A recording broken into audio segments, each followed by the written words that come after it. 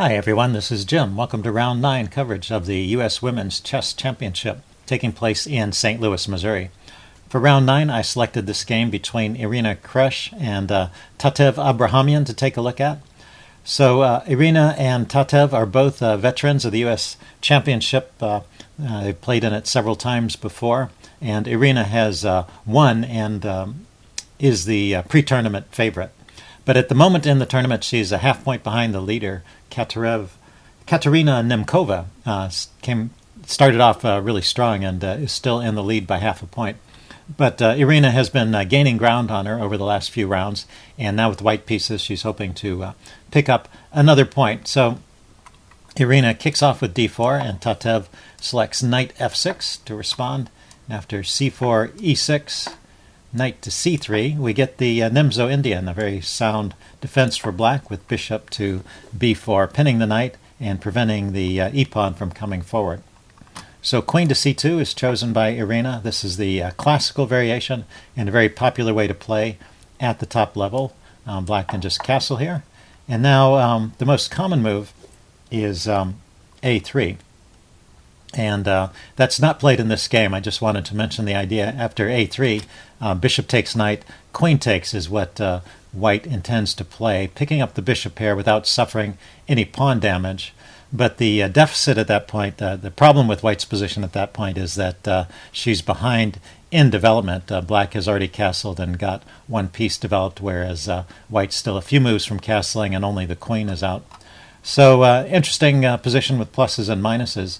Irina chooses the second most popular move here, knight to f3, and also a good way to play, and just leaving the pin in place, which black can take advantage of immediately with c5, putting pressure on the d4 pawn, which it can't really come forward. Like normally when c5 is played, it's often a good idea to go forward with d5 and get into a Benoni type of pawn structure, which is usually pretty good for white. But it's not possible in this case. If the pawn were to go forward, black could just take it, and taking advantage of the pin on the knight, white would not be able to take back. So d takes c5 is played instead, exchanging off the c-pawn. And now white's not obliged to take with the bishop. She can round up the pawn at leisure with the move knight to a6, just collecting the pawn with a better piece. So white has a wide range of moves at this point. g3 is one of the most popular, just opening up a square for the bishop. It's also possible to play bishop to d2, breaking the pin, or e3, and allowing the bishop to come out along this diagonal. So a lot of different plans, a3 also. But g3, a reasonable way to play. And now knight takes c5, rounding up the pawn and getting the knight in position to jump into the e4 square. So after bishop g2, the main move here is actually knight to e4, which is kind of an interesting line. This was not played in the game, but I just wanted to show this. Knight to e4, once again trying to take advantage of the pin on the knight. And, well, white castles to unpin, and then black can grab the knight here and cause pawn damage without giving up the bishop pair. So black has the bishop pair, but white gets the move e4 in now.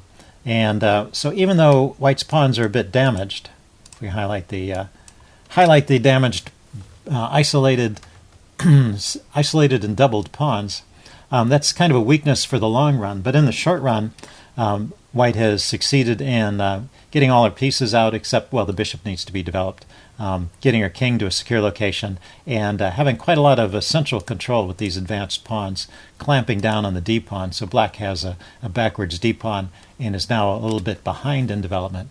So an interesting turn of events and an interesting way to play for both sides. I mean, there's pluses and minuses once again.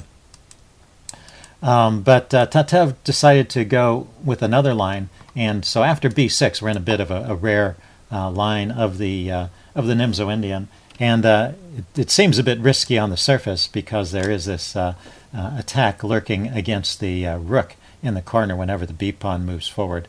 But there's no great discoveries the knight has at this point, so white just castles. Now bishop to b7, getting some counter on this diagonal. And knight to b5 is played here. So after knight b5, we're really pretty much out of the opening book. And both players are, I suppose, on their own, more or less. Still with an interesting edge for white. The knight on b4 is looking at this d6 square, which, if it can park itself there, it would be a permanent thorn in black's side. Black chooses to play bishop to e4 here, hitting the queen, so gaining a tempo. The queen drops back to d1. Notice the bishop is supported by the knights there. And now a6. Kicking this, a6, kicking the knight. The knight does drop into d6, so white gets this advanced knight here, and let's see if this is a problem for black. Bishop to c6 was played, and I guess black is just going to live with that knight there for a while. Now bishop to g5, developing, putting a little pressure on the knight. Knight c to e4, so this knight does go to e4. And now this is, I guess, black's plan for getting rid of the knight on d6. Black doesn't want to give up the bishop, so there's this exchange. Knight takes e4, bishop takes e4, and knight to e5 is played here. And, well, we get, cancel that, knight to e5. An interesting outpost for the knight. So we get a position which is a little better for white, sort of a typical opening advantage, but nothing really terrible has gone on. Notice that black is counteracting this bishop on g2, which is often a strong piece. And after this exchange, seems like black shouldn't have too many problems. But, well, white's pieces are a bit forward, and this is a bit of a backwards pawn. So little advantage to a small edge to white, I guess. So bishop takes, king takes, getting rid of that light squared bishop. And now rook to a7, defending the d-pawn along the side. So bishop takes, and now g takes is forced because if the queen takes, then the pawn falls. Let's see, is that really true? Queen takes f6. Let's go ahead and put this on the board. Knight takes. I was just wondering if this pin was a bit awkward. I see. The pin is not a... I was thinking rook. Rook to d8 pinning the knight might be a problem, but the knight is threatening to take the queen with check, so there's not going to be time for that. The queen has to move, or black can give up the exchange by taking the knight. Those are the two choices, but white is winning there. So after bishop takes f6, Tatev replies with g takes f6. So somehow white's initiative has turned into a bit of a positional advantage in terms of creating pawn structure damage around the black king. But still is a position it looks like black should be able to hold. And the game continues in an interesting fashion. Knight to d3, it's kicked back. So these pawns, although they're damaged, they're also controlling a lot of squares at the moment. So black's king is still relatively safe. The bishop now drops back to e7 and e4. So white gains some space. Rook to c7, putting pressure on the c file. Now queen to b3, defending and also attacking the b pawn. Queen to b8, defending the b pawn. And looking out at this diagonal, maybe there's some activity on the dark squares with the dark squared bishop and the queen if they can get coordinated. A4 is played, clamping down on this b pawn and just focusing on this weak b6 pawn. So rook f to c8, doubling and hitting the c pawn over here. Rook a to c1, attack and counterattack. And the rook comes forward to c6, defending this pawn from the side and still looking at the c pawn. So very solid defense from black, and the position is about even now. Rook f to d1, just developing the piece, getting it in a good central square. Maybe taking another look indirectly at this this d pawn, which is still backwards. Queen to c7 was played here, lifting up the queen, tripling on the c file, and also defending the d pawn. And knight to f4 was played. So we get a trade here. White is just giving up the c pawn, but in exchange, white will get the b pawn. So after rook takes, cancel that.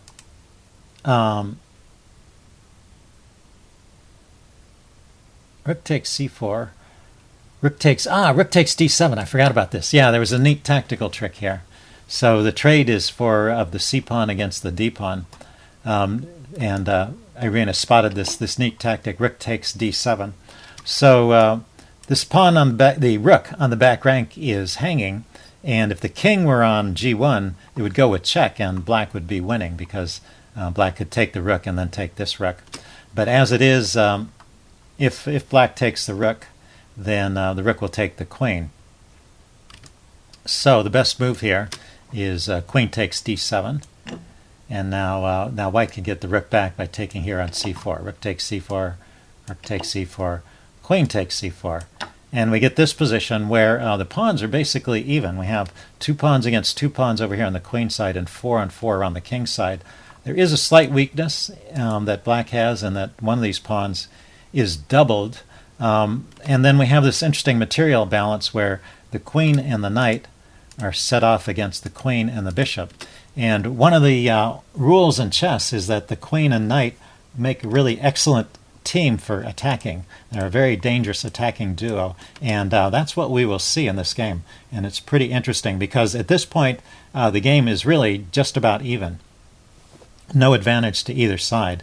But, well, watch how Irina plays with her knight and her queen and turns them into that dangerous attacking duo that you always have to watch out for. So b5 was played here. We get a few more exchanges. A takes, A takes. Notice the queen is defending this pawn, so white's queen drops back to d3. Not cancel that. She went to d3. Okay, allowing the queen trade. That's interesting.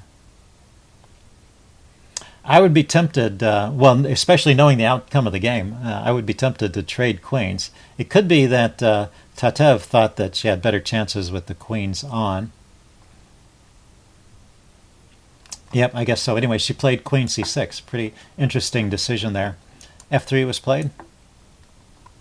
And b4. So, sorry, black's turn, b4. So gaining space on the queen side. Yeah, it could be that Tatev thought she was playing for an advantage here. The bishop is a long-range piece, so it has some advantage over the knight. The knight and the queen have to get in close to really perform at their best. The king goes to h3, getting away from any potential checks down here on the second rank. Kind of a funny move, but anyway, queen goes into c1, I guess anticipating this invasion, and queen to d7. So both queens are invading. Of course, queen to c1 attacked the pawn, but queen to d7 attacked the bishop, an example of meeting a threat with a bigger threat. The bishop drops back to f8, which seems like pretty good defensive post. Queen then comes into d8, pinning the bishop. And now if the knight could just maneuver in to one of these light squares here, I guess these are all taken. So yeah, if the knight could get to this square d7 here, it might be putting pressure on that pinned bishop would be a problem. But it's not so quick to get there. Anyway, black takes a moment to grab this pawn. Queen takes b2, which is still okay. The knight comes into h5, hitting the pawn on f6. And there's no way to defend this pawn. There's 2 moves here that are playable that will hold the game. Now we are on move 34, so it's possible that Tatev was already in time trouble. What she did was she continued with her own plan of b3. She just pushed this pawn forward. But this is actually the losing move. So let's take a look at some lines that are still playable.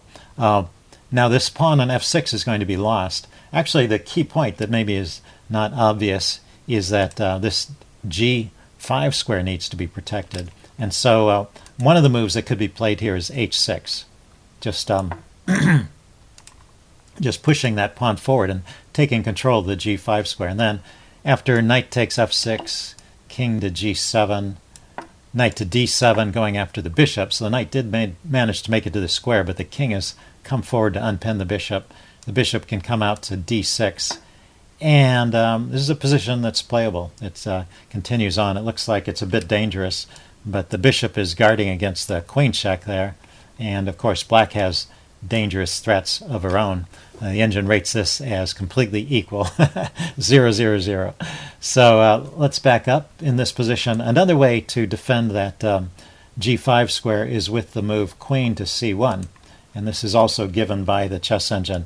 So the queen on c1, it has kind of a dual purpose. It's looking at the squares along the b file to help this pawn promote, and it's also keeping an eye on this g5 square. to prevent tactics there. And similarly, if the knight comes in here with a check, king g7, and knight to d7, we can still play bishop d6 here, or even the queen can come over to h6 and deliver a check. And queen h6 here is given as the line that draws. So interesting. So once again, rated by the chess engine as 000. So in the game, Tatev played the move b3, and now we get to see this excellent coordination of the knight and the queen, starting with the move knight f6 check. The king goes to g7, and the knight goes over here to d7, taking a look at the bishop, very similar to what we saw in the previous lines. But now the big difference is this square on g5 is the queen to g5 is threatened here.